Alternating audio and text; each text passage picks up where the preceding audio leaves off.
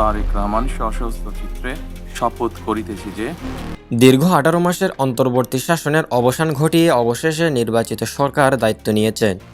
মঙ্গলবার বিকেলে জাতীয় সংসদ ভবনে এক ঐতিহাসিক অনুষ্ঠানে প্রধানমন্ত্রী হিসেবে শপথ নিয়েছেন বিএনপি চেয়ারম্যান তারেক রহমান। 17 ফেব্রুয়ারি বিকেলে 4:15টায় রাষ্ট্রপতি মোহাম্মদ শাহাবুদ্দিন তারেক রহমানকে শপথ বাক্য পাঠ করান। অনুষ্ঠানে নবনির্বাচিত সংসদ সদস্য, অন্তর্বর্তী সরকারের প্রতিনিধি এবং বিশিষ্ট নাগরিক উপস্থিত ছিলেন। ভারত, পাকিস্তান ও নেপাল সহ দক্ষিণ এশিয়ার বিভিন্ন দেশ থেকেও প্রতিনিধিরা অংশ নিয়েছেন।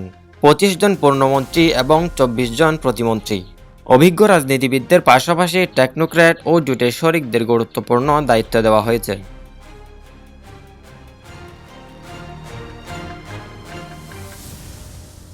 স্থানীয় সরকার, পল্লী উন্নয়ন মির্জা ফখরুল ইসলাম আলমগীর, অর্থ আমির খসরুল মাহমুদ চৌধুরী, স্বরাষ্ট্র সালাউদ্দিন আহমেদ, বিদ্যুৎ, জ্বালানি ও খনিজ সম্পদ ইকবাল হাসান মাহমুদ চোখু, পররাষ্ট্র ডক্টর খলিলুর রহমান, কৃষি, মৎস্য, প্রাণিজ সম্পদ ও খাদ্য মোহাম্মদ আমিনুর রশিদ। এছাড়া মুক্তিযুদ্ধ বিষয়ক মন্ত্রণালয়ের দায়িত্ব পেয়েছেন হাফিজউদ্দিন আহমেদ বীর বিক্রম, পরিবেশ ও জলবায়ু মন্ত্রণালয়ে আব্দুল আউয়াল মিন্টু এবং স্বাস্থ্য মন্ত্রণালয়ে সর্দার মোহাম্মদ সাখাওয়াত হোসেন। বাণিজ্য, শিল্প এবং বস্ত্র ও পাটের সমন্বিত দায়িত্ব পেয়েছেন খন্দকার আব্দুল মুক্তাদির। যোগাযোগ খাতে সড়ক পরিবহন, রেলপথ ও নৌ পরিবহনের দায়িত্ব শেখ রবিউল আলমের হাতে। জোটের শরিক এবং তরুণ প্রজন্মের রাজনীতিবিদদের প্রদান দেওয়া হয়েছে প্রতিমন্ত্রী পদে।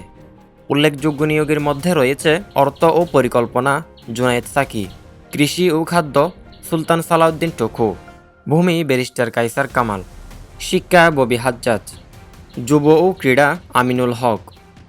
শপথ অনুষ্ঠানে একটি উল্লেখযোগ্য ঘটনা ঘটে। জামায়াত ইসলামের নেতা সংবিধান সংস্কার পরিষদের সদস্য হিসেবে শপথ নিলেও বিএনপির সংসদ সদস্যরা অংশ নেননি।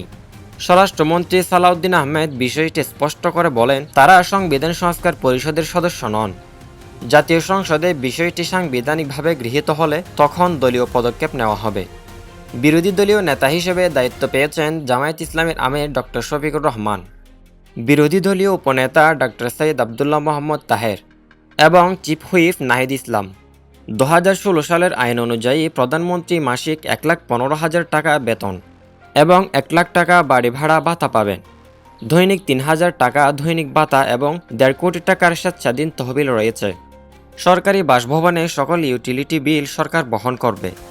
দীর্ঘ আন্দোলন ও অন্তর্বর্তী সময়ের পর গঠিত এই সরকার দেশের মানুষের প্রত্যাশা পূরণে কতটা সফল হয় সেটাই এখন দেখার বিষয়।